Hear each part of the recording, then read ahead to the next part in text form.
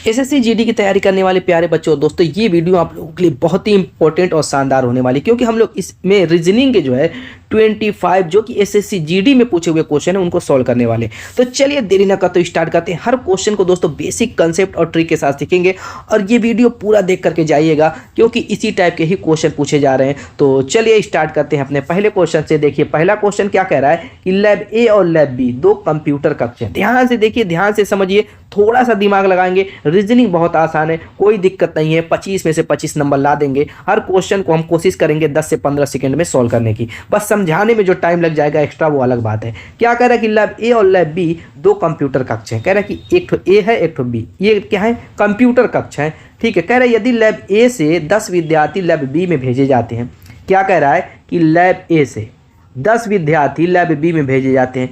अब मुझको बताइए कि अगर मान लीजिए कि ए में 20 विद्यार्थी थे और लैब बी में जो है 30 विद्यार्थी सपोज कीजिए थे। अगर मैं इसमें से 10 विद्यार्थी इसमें से भेजूंगा तो इसमें से 10 कम होंगे और इसमें 10 बढ़ेंगे कि नहीं बढ़ेंगे?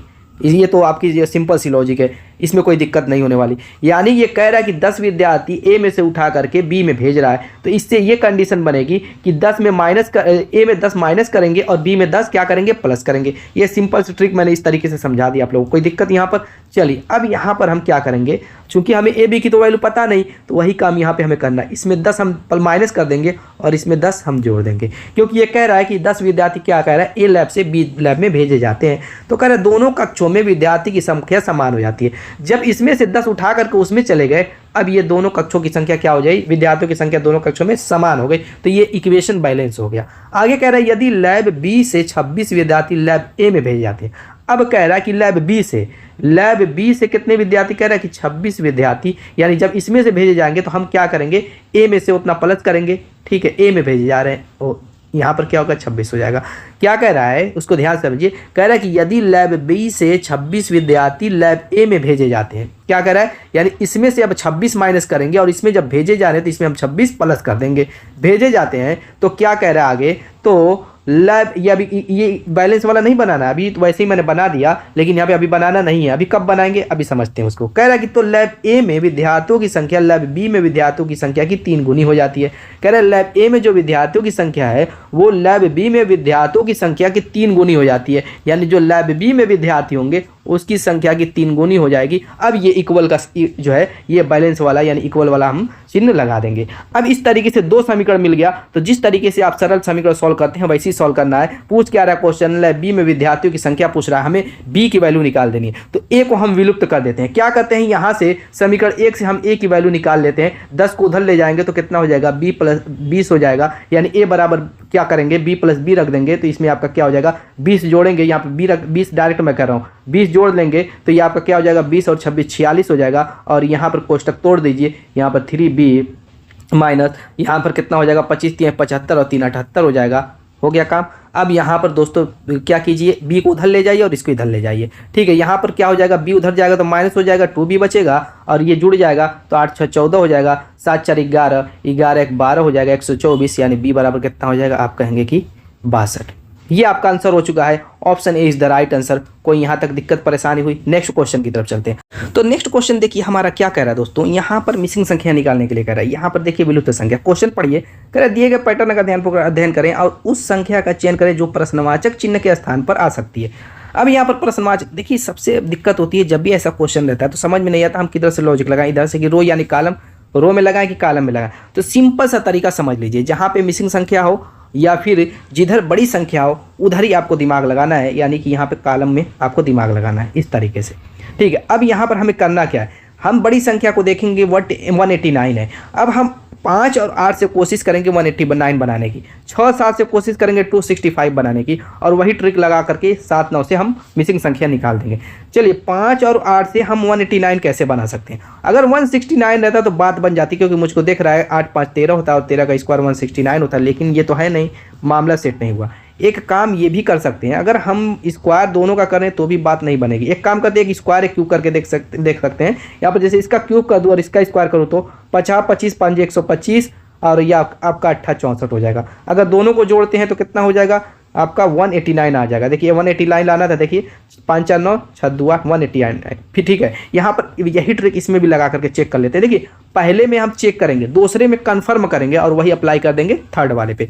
अब हम उठाएंगे 6 और 7 को, पहले का हमने क्यूब किया, दूसरे का स्क्वायर, दोनों को हम ऐड कर लेंगे। ये आपका हो जाएगा 6 को 36 6 216 और ये हो जाएगा 7 7 49। आना कितना चाहिए 265, 9 6 15, 4 1 5 1 6, 265 आ गया। अब हम क्या करेंगे, मिसिंग संख्या इसी ट्रिक से निकाल लेंगे, यानी क्या हो जाएगा 7 का क्यूब और 9 का स्क्वायर। तो दोस्तों 7 का क्यूब क्या होता है 343, 9 का स्क्वायर 181, यहाँ पर हो जाएगा 4 8 4 12 और दोस्तों 424। कितना है, option D is the right. Next question की तरफ चलते हैं। अगला क्वेश्चन फिगर से रिलेटेड। फिगर से रिलेटेड दोस्तों आपको बता दें जीडी के एग्जाम में बहुत ज़्यादा क्वेश्चन पूछता है फिगर से रिलेटेड, कोडिंग डिकोडिंग से रिलेटेड। ये क्वेश्चन 3 3 4 4 दे देता है। तो चलिए ये क्या कह रहा है, उस विकल्प का चयन करें जिसमें दी गई आकृति सन्निहित है, यानी जो ये प्रश्न आकृति है ना, यही आकृति ऑप्शन में हमें चेक करना है कि किसमें ये मिली हुई है, इसको मिला करके कौन सी आकृति बनाई गई है। साथ साथ ये भी कह रहा आकृति को घुमाने की अनुमति नहीं है, यानी जैसे ये है सेम ऐसे ही उसमें एडजस्ट हो। ये नहीं कि आकृति को नीचे घुमा दिया गया या उल्टा कर दिया गया या दाएं बाएं 90 डिग्री 45 डिग्री, किसी एंगल पर भी इसको घुमाना नहीं है।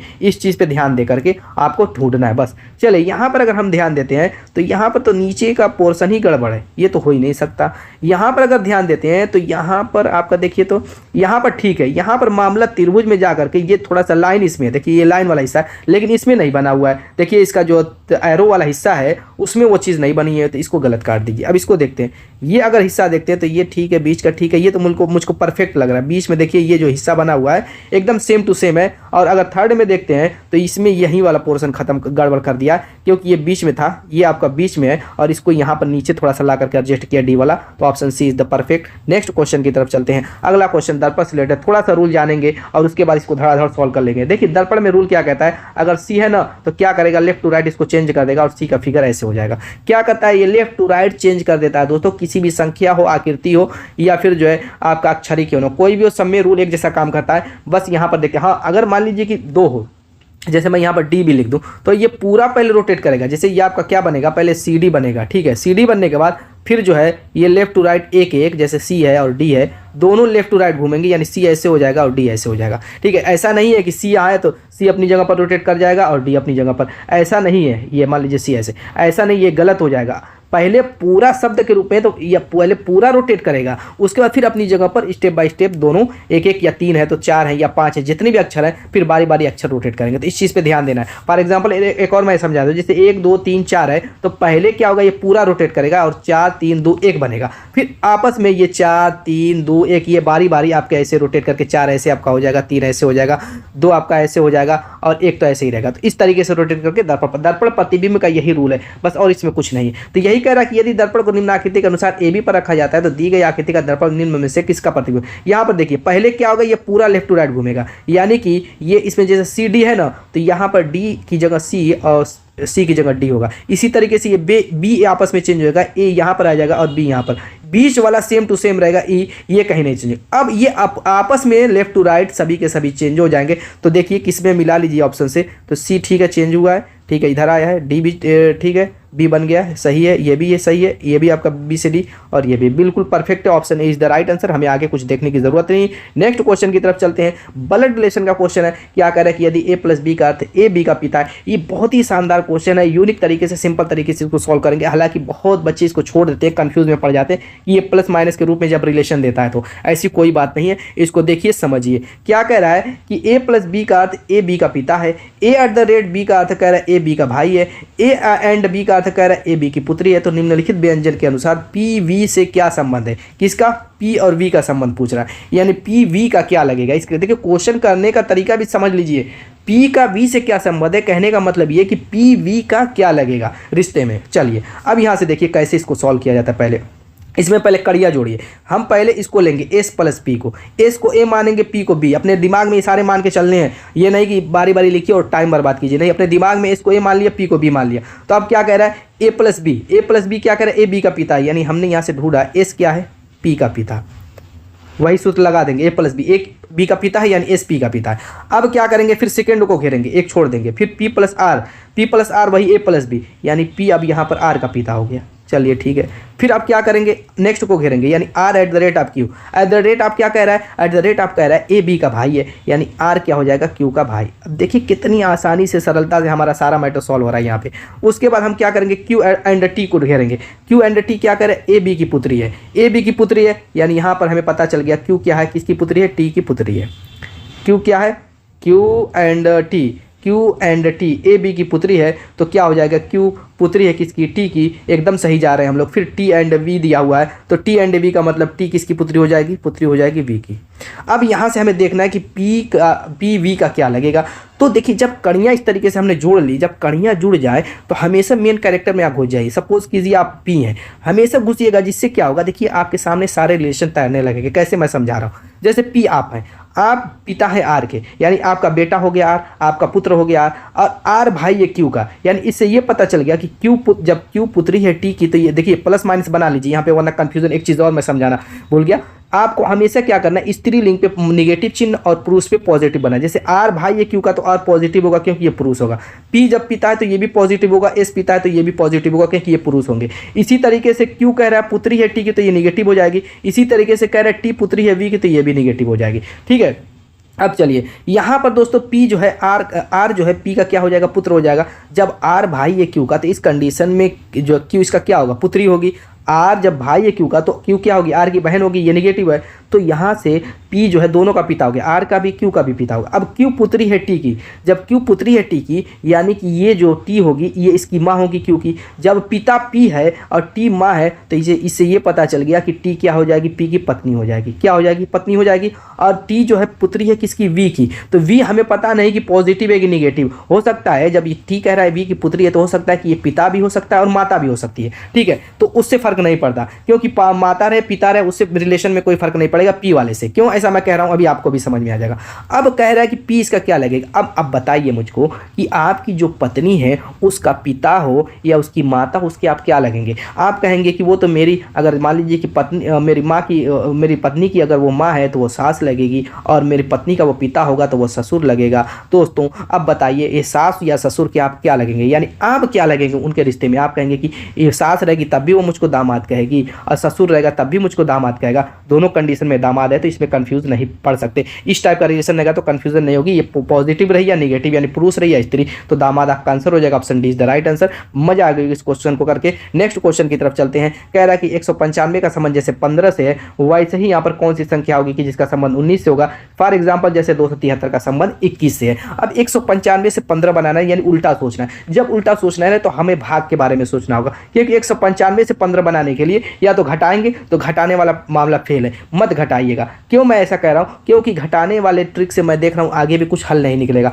तो हम क्या करेंगे, जब भाग वाला फार्मूला लगाने लाए तो 15 से इसमें भाग देकर के देख लेंगे कि क्या ये कट रहा है कि नहीं। कट जाएगा तो समझिए भाग वाली ट्रिक लग जाएगी। अब 15 से काट लीजिए, आप कहें 15 करने 15, 15 3 45, यानी 13 आ रहा है। इसका मतलब कि 195 में हमने 195 में 13 का गुणा किया होगा, तो आपका 13 का भाग किया होगा। 195 में हमने क्या किया होगा दोस्तों, 13 का भाग किया होगा। भाग करके देख लीजिएगा, 13 का भाग किया होगा तो 15 आया होगा। इसी तरीके से 273 में हम क्या करेंगे, अब 13 का भाग करेंगे तो क्या करेंगे, 13 दूना के 26 हो जाएगा। 26 हो गया, एक बचा, 13 करने 13, 21 आ गया। बिल्कुल सही है, यानी कि 273 में हमने 13 का भाग किया होगा तो 21 आया होगा। तो सेम काम हमें यहाँ पे कर देना है, चूंकि हमें वो संख्या ही नहीं पता। मान लीजिए x थी, उसमें हमने 13 से भाग किया तो 19 आपका मिला। तो दोस्तों हमें x की वैल्यू निकालने के लिए हम क्या करेंगे, 13 में 19 का गुणा करेंगे, यानी कि 19 3 57 को 7 हो जाएगा। 19 से 19 5 दोस्तों कितना हो जाएगा, आप कहेंगे कि आपका 24 हो जाएगा, यानी 247। Option is the right answer. Next question की तरफ चलते हैं। कह रहे हैं स्वेटर का संबंध जैसे ऊन से, सिक्के का वही संबंध किससे होगा। देखिए दोस्तों इस तरीके से भी ये क्वेश्चन दिया रहता है, संबंधे में लिख करके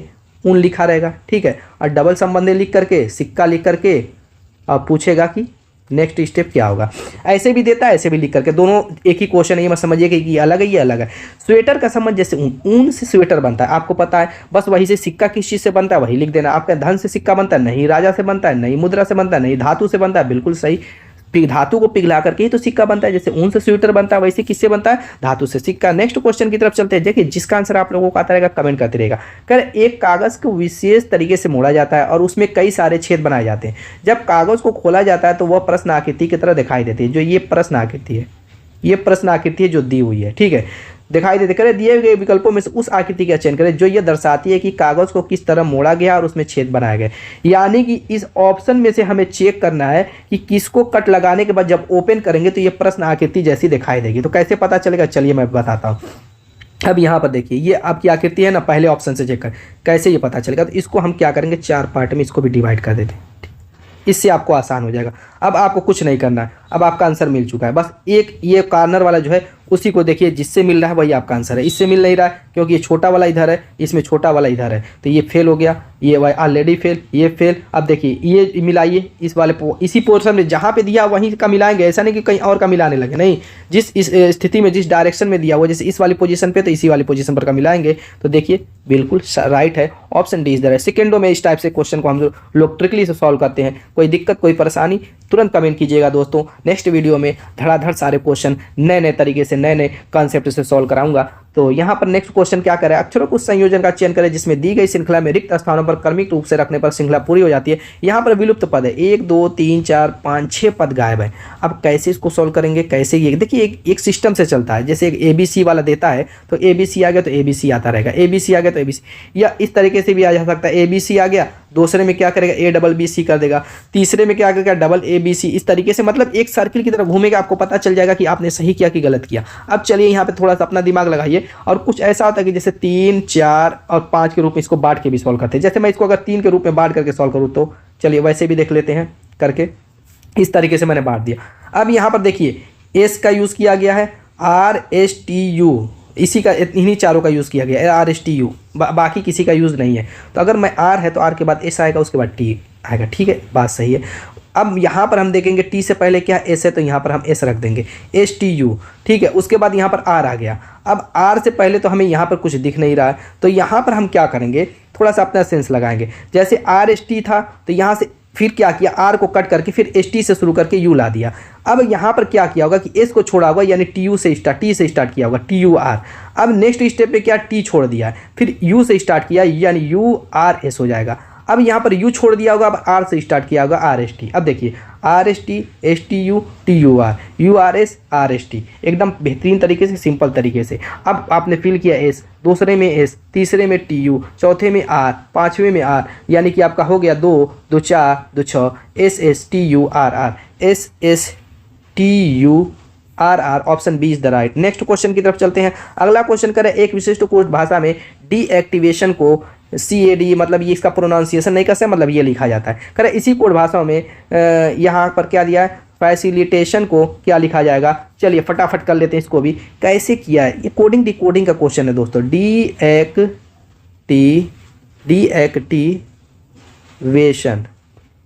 डीएक्टिवेशन को क्या लिखा है, CAEDAVITNOIT।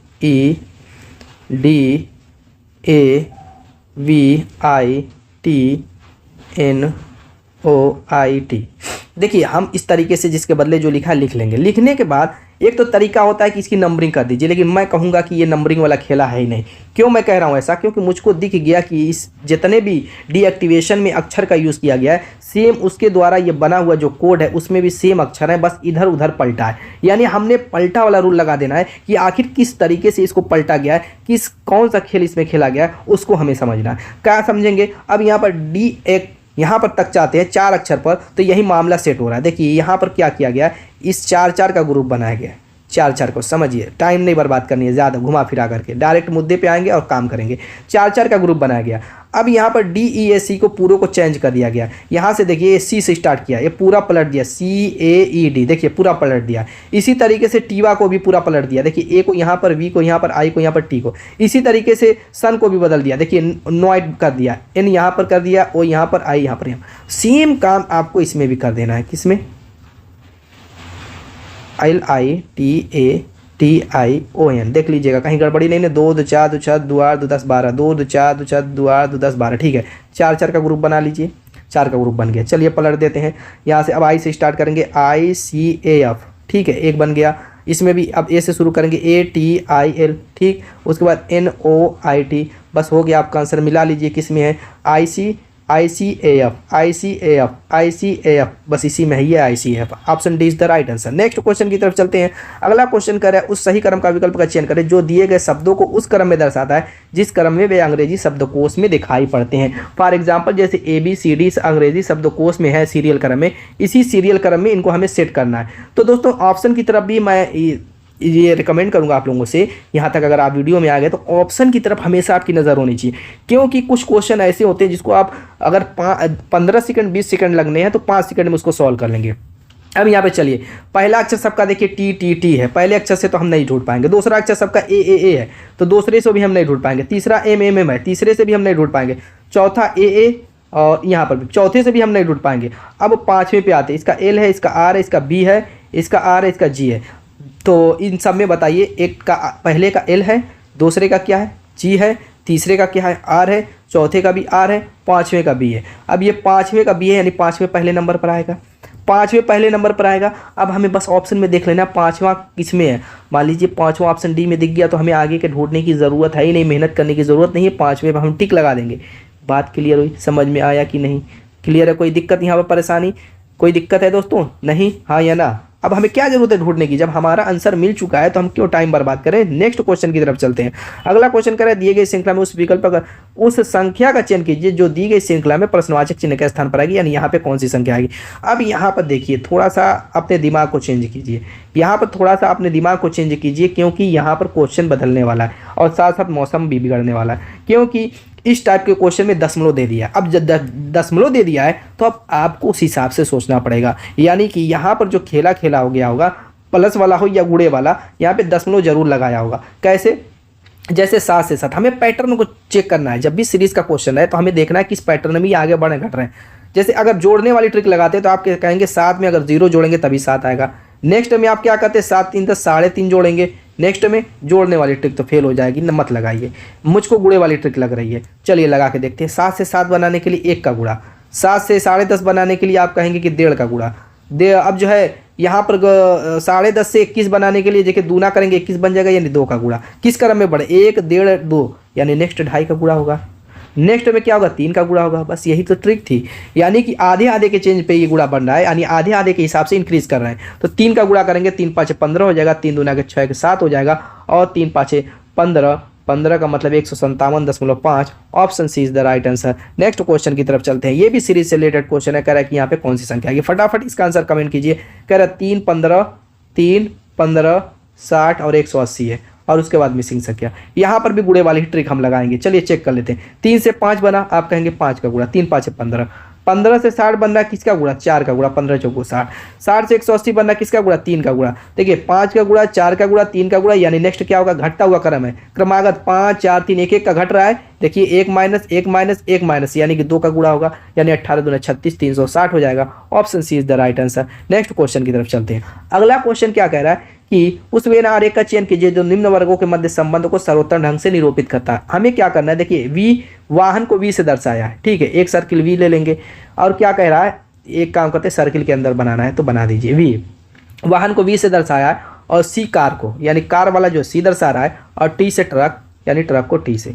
अब हमें क्या करना है, ये देखना है कि वाहन कार में क्या संबंध है, कार ट्रक में क्या संबंध है, या वाहन ट्रक में क्या संबंध है। परस्पर तीनों में रिलेशन देखना था। आप कहेंगे कार, आप जानते हैं कार क्या होती है, उसको बताने की ज़रूरत ही नहीं है। आप कहेंगे ट्रक, मैं कहूँगा कि ट्रक भी आपको बताने की ज़रूरत है, आप देखते हैं। लेकिन ये देखिए कार और ट्रक अलग है।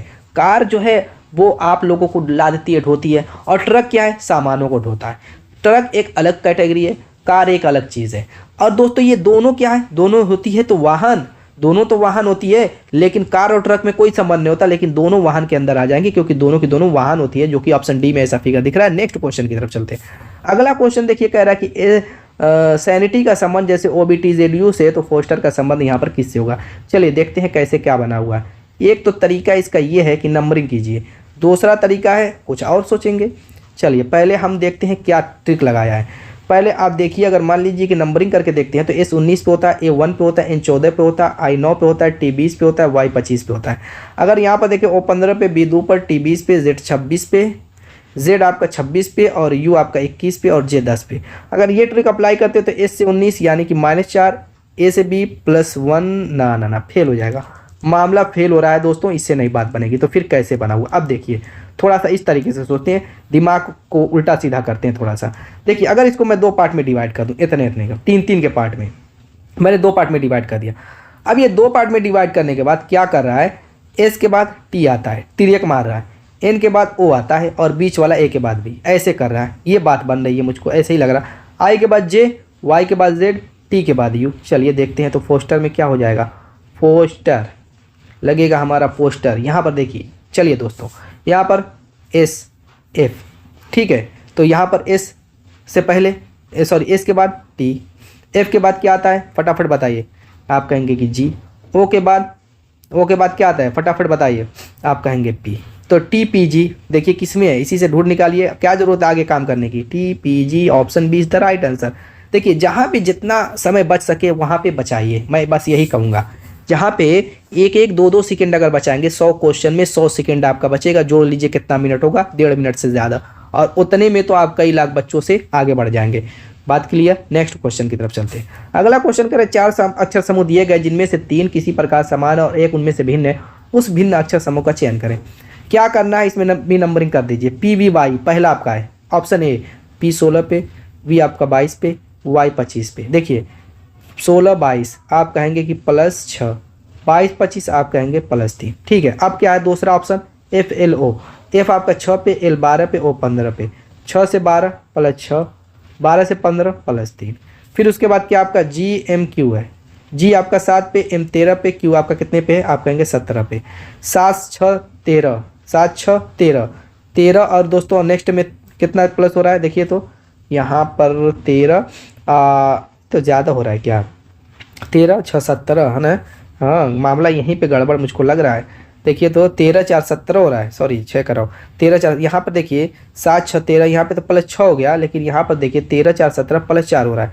बाकी सब में 6 + 3 + 6 + 3 +, इसमें 6 + और 4 +। नेक्स्ट में भी देख लेते हैं, R L R you, L 12 पे, आर 18 पे और यू आपका 21 पे। देखिए यहाँ पर 12-6 18, 18-3 21, यही मामला फेल हो रहा है। यहीं पे क्या हो रहा है, लास्ट वाले में +4 हो रहा है, तो ऑप्शन सी देखिए यही आपका क्या हो जाएगा, असंगत हो जाएगा। नेक्स्ट क्वेश्चन की तरफ चलते हैं। अगला क्वेश्चन सिलोजिज्म का है। क्या करें, दिए गए कथनों और निष्कर्षों को ध्यानपूर्वक पढ़ें और आपको कथनों में दी गई जानकारी को सही मानकर चलना है, भले ही वे सामान्य ज्ञात तथ्यों से भिन्न प्रतीत हो, और फिर निर्णय कीजिए कि दिए गए निष्कर्षों में से कौन सा निष्कर्ष कथनों का तार्किक रूप से अनुसरण करता है। यानी कि कथन में कुछ भी कहे, गधे को घोड़ा बनाए, गधे को कुत्ता बनाए, उससे आपको कोई फर्क नहीं पड़ता। इंसान को कुत्ता बनाए, इंसान को जानवर बनाए, उससे कोई फर्क नहीं पड़ता, क्योंकि वो एक अलग दुनिया की है। जैसे समझ लीजिए ये साई-फाई मूवी चल रही है, उस हिसाब से आपको सोचना है। यानी कि पिक्चरों में कैसे कह रहा है, इसको रियलिटी से इसकी कोई कल्पना तक मत कीजिएगा, तो वही हिसाब है। क्या कह रहा है, पहला कथन पढ़िए और उस हिसाब से डायग्राम, पहले कथन को पढ़ेंगे और डायग्राम बनाएंगे। कह रहे कुछ टैबलेट स्मार्टफोन है, कुछ टैबलेट, तो मान लीजिए कि यह मैंने टैबलेट ले लिया। कह रहे कुछ टैबलेट स्मार्टफोन है, तो हम क्या करेंगे, कुछ इसको स्मार्टफोन में हम ला लेंगे, SM स्मार्टफोन। आगे कह रहे सभी स्मार्टफोन मोबाइल हैं। आगे कह रहे कि जितना भी ये स्मार्टफोन है वह सभी मोबाइल के अंदर आ रहा है। किसके अंदर, मोबाइल के। इस चीज़ पे ध्यान दीजिए। कह रहे जितना भी टैबलेट था, कुछ टैबलेट स्मार्टफोन थे, तो मैंने क्या किया, कुछ मिलाया, कुछ कहा तो कुछ मिलाया। अब फिर कह रहा कि सभी स्मार्टफोन, यानी जितने भी स्मार्टफोन SM थे सब के सब मोबाइल के अंदर है, तो उसको मोबाइल की, जब कुल सब कहेगा तो उसको अंदर पूरा ले लेंगे, और कुछ कहेगा तो थोड़ा मिलाएंगे। एक चीज़ आप यहाँ पर नोट करेंगे, ये जो स्मार्टफोन था उसको हमने, स्मार्टफोन जो था उसको जब हमने मोबाइल के अंदर डाला, देखिए उसकी वजह से टैबलेट का जो हिस्सा है, ये हिस्सा देखिए, टैबलेट का जो हिस्सा था, टैबलेट का ध्यान दीजिएगा इस चीज़ को, टैबलेट का कुछ हिस्सा भी मोबाइल के अंदर चला गया। तो इस पे हो सकता है कि निष्कर्ष में कुछ कह दे, तो वहाँ पे आपको दिमाग थोड़ा सा लगा लेना है। क्या कह रहा है कि कुछ मोबाइल फ़ोन टैबलेट है, कुछ मोबाइल फ़ोन टैबलेट है। देखिए अब वही बात आ गई जो अभी मैं बात कर रहा था। अब मैंने कहा कि जब आपका स्मार्टफोन टोटल जब मोबाइल के अंदर जा रहा था, तो उसी टाइम टैबलेट भी बीच में आ गया, जिसकी वजह से वो भी मोबाइल में थोड़ा सा चला गया, जिसकी वजह से कुछ मोबाइल भी क्या हो गया, टैबलेट हो गया। कुछ मोबाइल भी, यानी कुछ टैबलेट मोबाइल के ही है, या कुछ मोबाइल भी टैबलेट हो गया। तो ये पहला निष्कर्ष उस हिसाब से सोचेंगे तो सही है। आगे कह रहा है कुछ मोबाइल फ़ोन स्मार्टफोन है, कुछ मोबाइल फ़ोन स्मार्टफोन है, बिल्कुल बात सही है। जब सभी स्मार्टफोन मोबाइल फ़ोन है, तो क्या कुछ मोबाइल फ़ोन स्मार्टफोन नहीं हो सकते? क्यों नहीं हो सकते? ये भी सही है। दोनों निष्कर्ष सही है, 1 और 2 अनुसरण करता है, निष्कर्ष 1 और 2, option B is the right. Next question की तरफ चलते हैं। नेक्स्ट क्वेश्चन देखिए हमारा क्या कह रहा है, डाइस का क्वेश्चन है, फटाफट इसको भी निपटा देते हैं।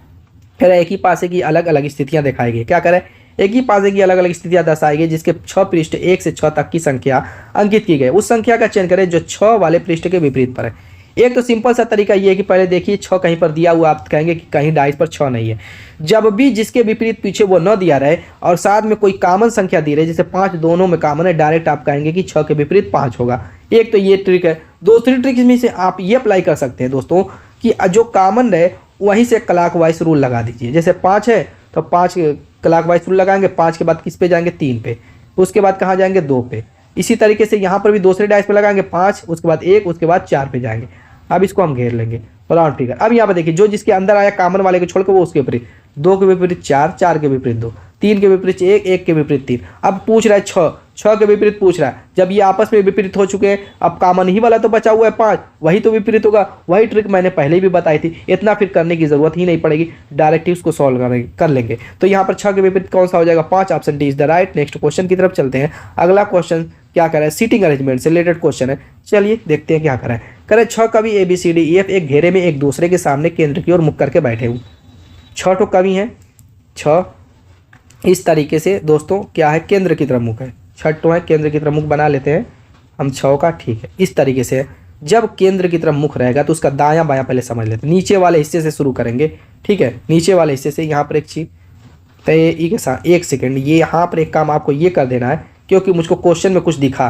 क्या करें, AE के सामने बैठा है। जब सामने वाली बात आए तो इनको ऐसे मत बैठाइए, इनको ऐसे बैठाइए मत। इसको मैं थोड़ा सा बैठाने का तरीका चेंज कर देता हूँ। जब सामने वाली बात आए तो क्या करेंगे, मिला करके हम सेट करेंगे। कैसे मिला करके सेट करेंगे, जैसे 6 बंदे हैं तो एक लाइन के बदले 2 बंदे को समझ लेते हैं। जैसे ये एक बंदा, एक बंदा, ये एक बंदा, ये एक बंदा, ये एक बंदा, इस तरीके से। अब दायां बायां कैसे सेट करेंगे, ये नीचे वाले का पोर्शन समझिए, यहाँ से सेट करेंगे जिधर आपका दायां है। अब एक छोड़े एक बिंदी बना दीजिए, वो उनका दायां होगा, वो उनका दायां हो जाएगा और ये केंद्र हो गया। केंद्र की तरफ मुख करके बैठे। जब विपरीत दिशा में मुख करके बैठे रहेंगे तो उसी का उल्टा कर लेंगे दायां बायां। ठीक है, समझ में आ गई बात दायां बायां की। ये बहुत जरूरी है दायां बायां समझना दोस्तों, ये बेस्ट ट्रिक है, इससे बेहतर कोई ट्रिक नहीं हो सकती। दायां इस तरीके से नीचे वाले पोर्शन से आप अपने दाएं सेट करेंगे और एक छोड़ बिंदी बना देंगे, वो उनका दायां हो जाएगा, जिधर बिंदी ने उनका बायां। आगे क्या करें, AE के सामने बैठा है। पहला जो भी कहेगा कहीं पर भी उसको सेट कर सकते हैं, यहाँ पर भी सेट कर सकते हैं, यहाँ पर भी, ठीक है, अपने हिसाब से फ्री है। करें AE के सामने है तो AE के सामने तभी ना होगा जब इसके सामने, इसीलिए मैंने सीधी वाली लाइन बना दी क्योंकि ये सामने वाला आगे क्वेश्चन में कह रहा था और मैंने उसको खत्म कर दिया और इस तरीके से बना डाला। ठीक है, समझ में। तो तुरंत क्वेश्चन को पढ़ करके उस हिसाब से तुरंत फैसला करना है कैसे आपको डायग्राम बनाना है। आगे क्या रहा है, FE के पास बैठा है। FE के पास बैठा तो हो सकता है F यहाँ पर भी बैठा हो, F यहाँ पर भी, क्योंकि ये नहीं कह रहा FE के पास बैठा है दाएं बैठा है कि बाएं बैठा है, तो दोनों कंडीशन बन सकती है, इधर भी बन सकती है, इधर भी। कौन सा सही होगा कौन सा गलत, आगे देखते हैं क्या कह रहा है। आगे कह रहा है AC के पास में बैठा है। अब कह रहा है A जो है C के पास में बैठा है, तो हो सकता है C यहाँ पर हो सकता है C, ये भी कंडीशन दो बन रही है। किधर होगा C पता नहीं, क्योंकि ये नहीं कह रहा है कि A जो है C के दाएं बैठा है कि बाएं बैठा है। मामला तो यहाँ पे गड़बड़ हो रहा है, कोई ज़रूरत नहीं, सारी चीज़ें क्लियर हो जाएंगी। आगे देखते हैं। आगे कह रहा है B D के ठीक दाएं बैठा है। B को कह रहा है कि किसके, D के ठीक दाएं बैठा है। B कह रहा है D के ठीक दाएं, तो D तो है ही नहीं यहाँ पे, तो छोड़िए अब इस लाइन को। आगे देखिए, कह रहा है C जो है B के सामने बैठा है। अब यहाँ पर बात कुछ बनती हुई दिख रही है। क्या कह रहा है कि C जो है, C मान लीजिए हम इसको ले लेते हैं, चलिए इसको काट दीजिए, ठीक है। अब जब C इसको लेंगे तो ऑलरेडी B F इसको लेना पड़ेगा, क्योंकि C के सामने कौन है B, तो B यहाँ पे हम बनाएंगे। अब आगे ये जो एक लाइन छोड़े हैं, कह रहा है B D के ठीक दाएं है, तो अगर मान लीजिए D की जगह यहाँ पर होती तो क्या B इसके ठीक दाएं है, ठीक दाएं है, बिल्कुल सही है, यानी एकदम सेट हो गया। अब हमें कुछ करने की ज़रूरत नहीं है, C को हमने काट दिया, यहाँ पे B बना दिया और D को हम यहाँ पर रखेंगे। अब कह रहा है B के बाएं 5वें स्थान पर कौन है, B यहाँ पर है। B का बायां किधर होगा, इधर होगा। 5वां स्थान 1 2 3 4 5 ई पे आ जाएंगे। Option D is the right answer. Next question की तरफ चलते हैं। सीटिंग अरेंजमेंट का क्वेश्चन भी हम लोग हलवा बना के खा जाएंगे, टेंशन मत लीजिए। नेक्स्ट क्वेश्चन कह रहा है अर्पिता, चेतन, इंसिया, लोहिया, मानवी और युक्ति किसी गोल मेज के परितः उसके केंद्र की ओर अभिमुख होकर के बैठे। सेम चीज़ वही है, इसमें नाम चेंज कर दिया है, वही क्वेश्चन है, थोड़ा सा क्वेश्चन का जो पैटर्न भी बदला होगा। चलिए देखते हैं यहाँ पर कितनी बंदियाँ हैं, बंदियाँ मिला करके देखिए 2 2 4 6 यहाँ पर भी हैं, तो 6 को हम ऐसे ही सेम जैसे प्रोसेस पिछला किए हैं वैसे इसको भी कर लेंगे। 4 5 6 इनका भी दायां वैसे ही सेट कर लेंगे, ठीक है, इस तरीके से। आगे क्या करें, चेतन जो है ठीक मानवी के दाएं पड़ोस में बैठा है। चेतन मानवी को हम M मान लेते हैं। कह रहा है कि इसके दाएं पड़ोस में, दाएं पड़ोस कर एकदम सटा हुआ मानेंगे, चेतन को CH मान लेते हैं। दाएं पड़ोस में कह रहा है चेतन जो है, चेतन ठीक मानवी के दाएं बैठा हुआ है, एकदम पड़ोस में बैठा है तो बगल ही में बैठा देंगे। आगे कह रहा है अर्पिता ठीक इंसिया और युक्ति के बीच में है। कह रहा है कि अर्पिता किसके बीच में कह रहा है, इंसिया को IN मान लेते हैं और युक्ति को U मान लेते हैं, तो इन दोनों के बीच में हम क्या करेंगे, अर्पिता को बैठा देंगे।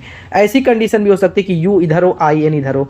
ऐसी भी कंडीशन हो सकती है कि यहाँ पर अभी एक बंदा छूटा है, तो ऐसी भी कंडीशन हो सकती है कि IN यहाँ पर हो, U। बहुत सारी कंडीशन बनेगी, फिलहाल एक को मान के चलिए इसी को, ताकि आगे अगर कुछ भी गलत रहेगा अभी क्वेश्चन में पता चल जाएगा। आगे कह रहा है युक्ति ठीक मानवी के दाएं दूसरे स्थान पर बैठी है। युक्ति को कह रहा है ठीक मानवी के दाएं, मानवी का दाएं किधर है, इधर है, दूसरा स्थान कौन है, इधर है। युक्ति बैठी हुई है, बिल्कुल सही हमने बैठाया, कोई दिक्कत की बात नहीं, कोई काट पीट करने की जरूरत अब नहीं है। आगे कह रहे लोहिया और अर्पिता के बीच में कौन बैठा है, तो एक जगह बैठी हुई है लोहिया, इसको यहाँ पे बैठा देते हैं। क्वेश्चन में कह नहीं रहा, फिर भी आप बैठाइएगा क्योंकि एक जगह बची, एक बंदा बचा, लोहिया फॉर एल। कह रहे लोहिया और अर्पिता के बीच में, A for Arpita, L for Lohia, क्या करें, इनके बीच में कौन है, इंसिया है, option B is the right. Next question की तरफ जाते हैं। तो दोस्तों सीटिंग अरेंजमेंट का क्वेश्चन मैंने क्या कहा था, हलवा बना के खा जाएंगे। नेक्स्ट क्वेश्चन कह रहा है दिए गए विकल्पों में से उस आकृति का चयन करें जो निम्नलिखित आकृति में प्रश्नवाचक चिन्ह के स्थान पर आएगी, यानी यहाँ पे कौन सी आकृति आएगी। थोड़ा सा इसके पैटर्न को समझिए। यहाँ पर देखेंगे तो त्रिभुज की आकृति एक एरो बनी हुई थी और यहाँ पे व्हाइट कलर का एक क्या है, आयत है।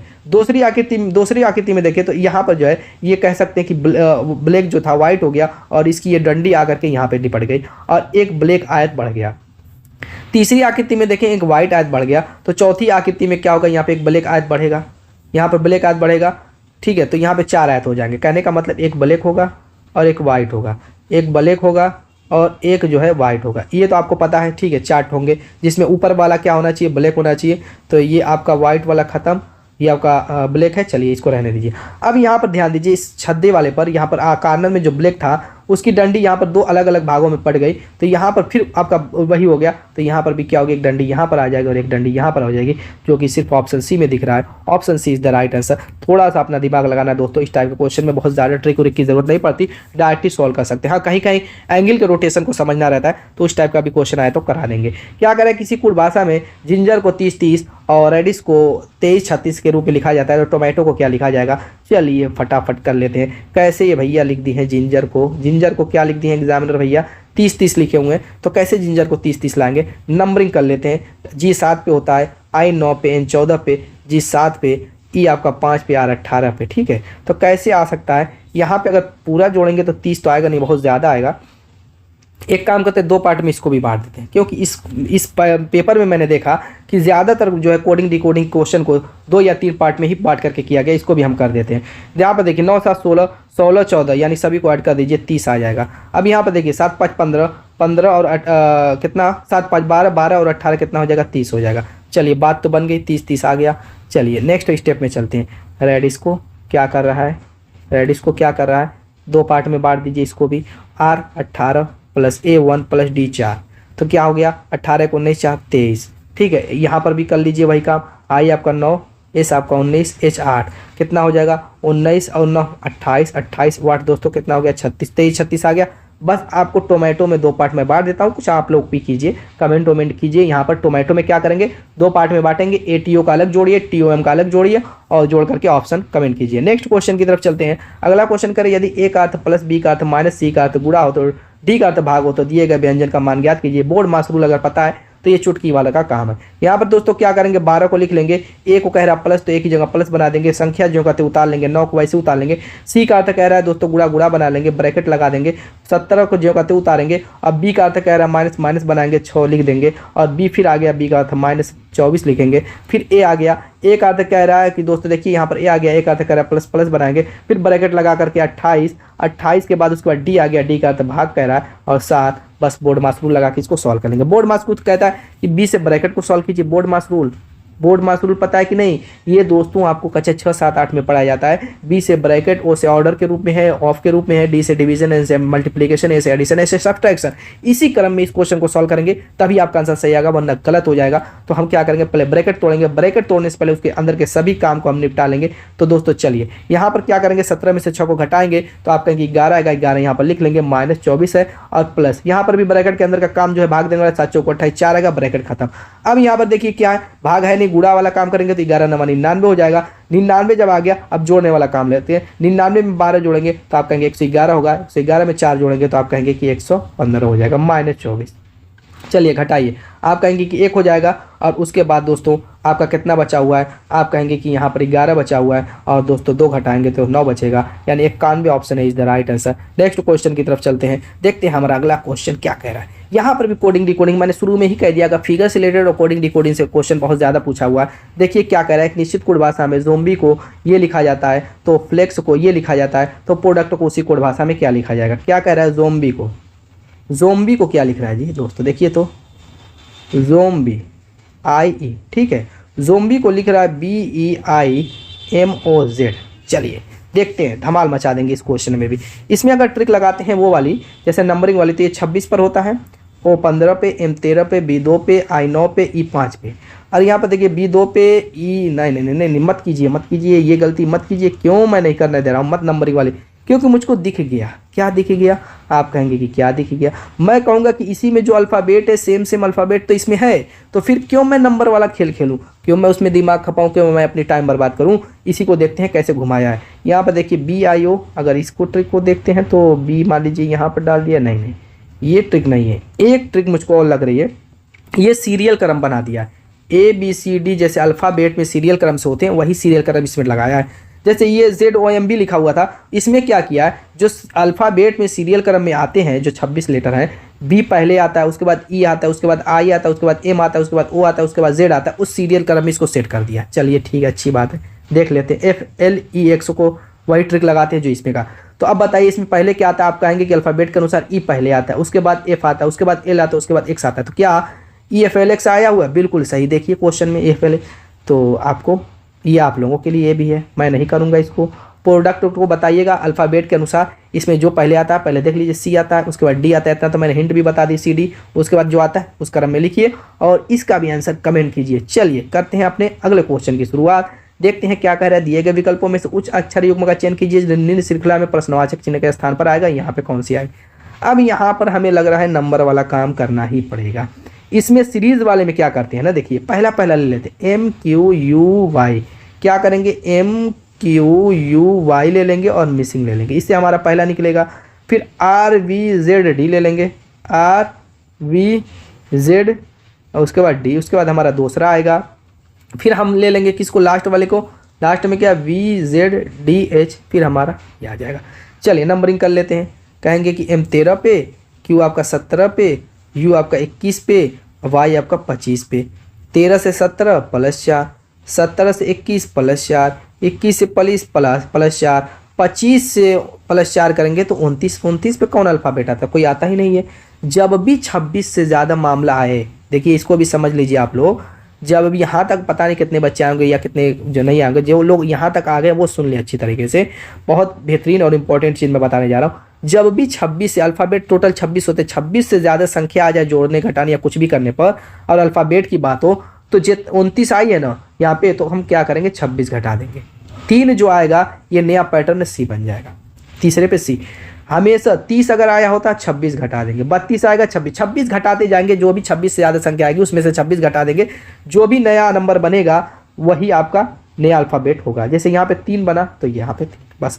अब R देख लेते हैं, R कहेंगे 18 पे, पहला हमारा मिल चुका है C, R 18 पे, V 22 पे, Z 26 पे, D 4 पे। देखिए 18 में कितना जोड़ा, 4, 22, 4 26, 26 और 4 ही आ जाएगा, क्योंकि 26 में 4 जोड़ेंगे 30, 30 में से 26 घटाएंगे 4, फिर 4 में 4 जोड़ेंगे तो 8, 8वें स्थान पर क्या आता है, आप कहेंगे H आता है, CH किस में है जी, देखिए तो हमें आखिरी ढूंढने की जरूरत नहीं, टाइम बचाइए। CH ऑप्शन B में है, बस हो गया आपका आंसर।